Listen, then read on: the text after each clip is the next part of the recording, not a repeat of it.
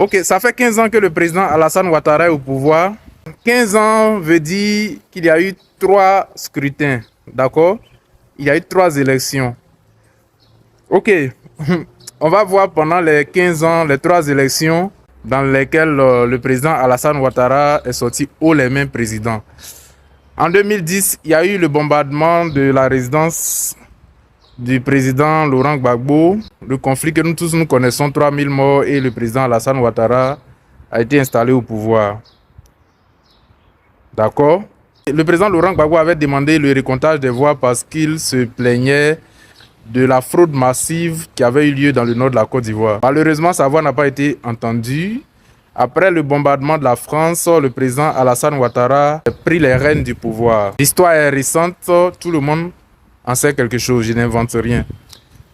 La deuxième élection auquel le président Alassane Ouattara a participé fut 2015, dans laquelle il n'y a pas eu de principal opposant. Le président Henri Konan Bédié avait appelé depuis Daoukro à une réélection du candidat du RHDP que l'alliance PDCI-RDR tenait. Donc il n'y a pas eu véritablement un adversaire de poids en face du président Alassane Ouattara. Le président Alassane Ouattara est passé haut les mains. Le troisième mandat a été le plus contesté. Le président Bédié s'était retiré du RHDP. Et malheureusement, le président Bédié a été solidaire des autres candidats qui ont été exclus de la liste électorale.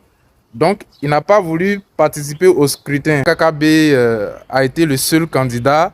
Un ancien militant du PDCI qui s'est présenté en tant que candidat indépendant. Un individu qui ne faisait pas le poids au sein du PDCI et qui n'était même pas connu sur le plan national. Il est évident qu'il ne pourra même pas tenir devant le président Alassane Ouattara. Il perdit les élections et le président Alassane Ouattara gagna les élections avec un taux de 97% de votes favorables.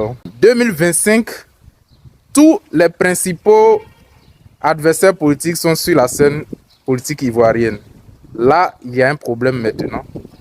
Parce que le président Laurent Gbagbo, qui est le principal parti d'opposition en Côte d'Ivoire, est sur place avec près de 15 à 20 millions de militants et sympathisants. PDCI qui a près de 10 millions de sympathisants, militants et sympathisants combinés. D'accord? Là, les choses s'annoncent compliquées. On peut triompher sans gloire et on peut triompher avec gloire. 2010,